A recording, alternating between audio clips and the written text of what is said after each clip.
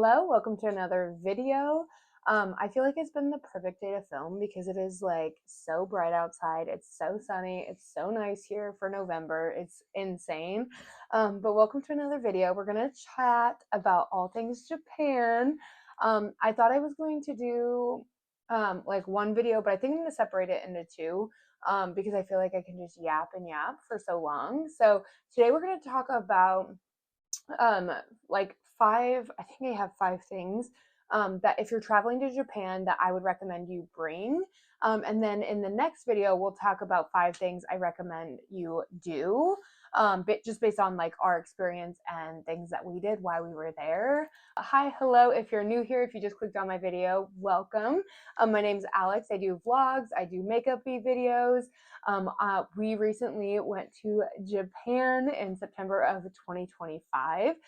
So it has been a couple months, and I have been wanting to put out this content because when I was looking for videos on like what I should bring, what I should do, there was some like blogs, but I didn't see a lot of video content about it. And so I just want to be as helpful as possible. So if you're planning a trip to Japan, I'm literally so excited for you. You're going to have the best time. We had so much fun. But I want to talk about things that like I'd recommend bringing that we packed or that maybe we didn't pack and that we regret we didn't, etc. I think all of them we did end up packing because the blogs are really, really good about explaining things. So let's get into it. I hope this video is helpful, and I hope you stick around, like and subscribe, and watch all the other videos that I have put out. I've put a lot of work into them, so again, I hope you enjoy. So this isn't really a recommendation, but I'm gonna just mention it. I definitely recommend bringing a backpack, or I mean, you can bring a purse. Like I wear a crossbody bag like as my purse most of the time, but it was more convenient having more room because as you buy souvenirs out, you need somewhere to put them. And like we went to the Nintendo store, and so we had to like we just put it all in Gary's backpack. He had more room in there, so I definitely recommend bringing a backpack. I didn't really include that in my five things just because most of the time people bring a backpack for their carry-on, so I definitely recommend that. But one thing you want to have in your backpack at all times is like a hand towel. I literally just bought this one at Target for like $5 or something like that. It was super inexpensive because their public restrooms most of the time do not have towels. Like they don't, that's just not something they do there. And so most of the time you're like shaking it out and things like that. So if you bring a hand towel, it's super convenient to have. Like anytime we were out and about and we needed to go to the bathroom, we would just dig this out of his backpack and use it to dry our hands. They don't even have like hand dryers. Like I don't know, it's just not a thing there. When we went to like Universal, they did have towels there. But again, most public restrooms, like when we went to like Osaka Castle, we had a restroom around like in the park. They didn't have towels. So one thing they recommend is towels. That is something you can buy there too, but if you can buy an inexpensive one like this at target.com, why not just bring it along? It takes up no room in your bag and it's super useful. The other thing might be really obvious, but I've really, really take it from my experience. You want to pack comfortable shoes. I brought my On Cloud shoes, which I absolutely love. They were such a game changer. I also brought my Chacos and another pair of like nicer sandals, and they were fine. But my Chacos, I don't know if I just didn't break them in enough or what, but they gave me blisters, unfortunately. Like it was, you just do so much walking, especially if you're taking public transport. You're walking to the public transport or the train, you're taking the train, or standing most of the time. I mean, you can sit too, obviously, they have seats in there, but we just stood most of the time. And then you're walking some more, like you're walking a lot. And I'm not saying that lightly because they walk so much there. And so bring comfortable shoes. I recommend On Clouds. They literally healed my blisters. I got blisters on like day 1 or 2, which is so sad. But I just literally, whether I was wearing a dress or if I was wearing pants, I just wore my On Cloud shoes. I didn't care. And they, again, let my blisters heal, and it was such a game changer. So wear comfortable shoes or bring comfortable shoes. If you're going out at night and you're wearing nicer shoes, like it should be okay for a short amount of time, but you do need comfortable shoes because you are walking a lot, especially if you're doing a lot of tours. Just, again, I know that might sound obvious, but for me, I brought 3 pairs of shoes and literally only wore one. So I guess one of the regrets is probably packing too many pairs of shoes when you only need one good pair of tennis shoes.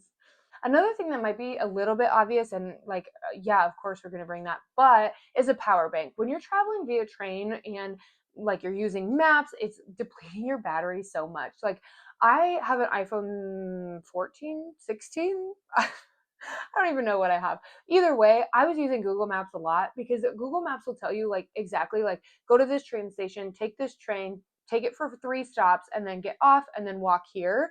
And it is so nice. It is so convenient. But I was the one who was using my data and using my maps, which was fine. Like, I volunteered to do it. I really didn't mind. And when we went to Europe, it was easy for us to navigate via Google Maps. So I volunteered. Like, it was fine.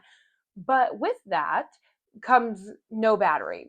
My battery dies so quickly already, and adding all the maps and you're constantly using it and on it and on data and it's running in the background, it's going to deplete your battery. So bring up a power bank. The one I brought was not great.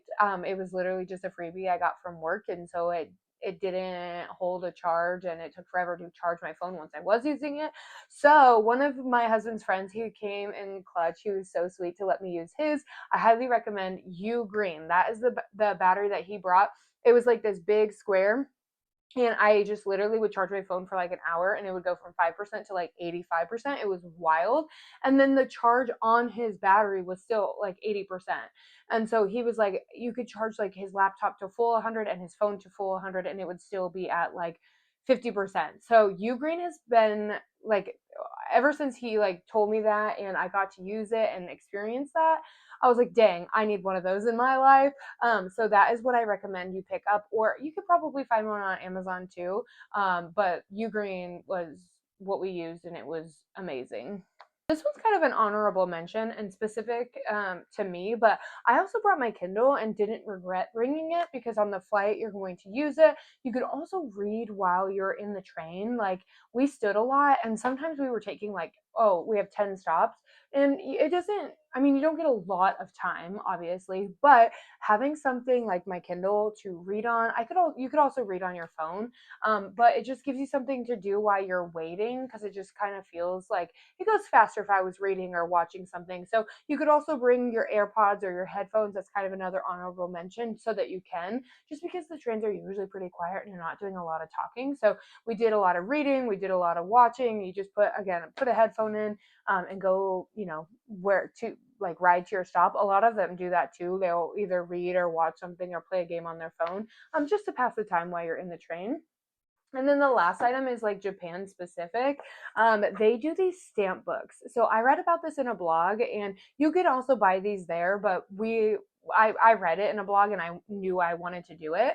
But they do these stamps. So they'll have them available places. I actually started on the wrong side. At the temple specifically, they'll have people who will write like Japanese and do this fun little stamp. You do have to have like 500 yen on you to do this, at the temple specifically, but there's also places that just have them for free. Like when we did the I don't know, cable car, or the ropeway is what they call it. There was just a stamp sitting right outside, and so like it just kind of gave us like another like memory book of like things that we did, and like, I don't know, it was just really cool. And so if that's something that you're interested in, like when we went to the monkey park, they had a little monkey one. It was so cute. One of the guys went, he bought a book while we were there, and he filled every single page. So he's gonna like fan it out on his bookshelf and stuff like that. So that's definitely an option. Ours is just sitting on our bookshelf so that we can open it and look at it if we want it. But that's, again, super specific. But if that is something that interests you, I highly recommend. They're really inexpensive on Amazon. That's where I got mine, and I love it. So every time we saw it, Gary would pull it out of his book bag and we would get a stamp. It's just kind of like a memory book for you. If that's something that interests you, I feel like that one's pretty specific. And again, if you're not really interested in that, then don't worry about it. But I think that was just super fun and a super fun touch that we were able to get to do while we were there. But those are essentially my 5 things I'd recommend and that I would pack if I was going to Japan again. I hope that was super helpful. Another thing I guess I can say is that their clothes, they wear a lot of linen. They don't wear a ton of jeans. So I did a lot of like black jeans, linen pants. I did some dresses because they do dress up a little bit more, I feel like. So I don't, that's also something to note. Gary wore a lot of jeans, a lot of khaki pants, just to like, feel like we fit in a little bit more. But yeah, a lot of linen pants, more just basic shirts and things like that, just in case you were curious, or, again, if you are packing, that is helpful to know. But that is my list of things that I would pack again, or that I would bring with me to Japan if I went again. If you are planning a trip to Japan, I hope you have the best time. If not, and you're just watching this video, I appreciate the support. I hope you like, subscribe, stick around a little while. But I hope you have a great rest of your day. I'll see you in the next one. Bye.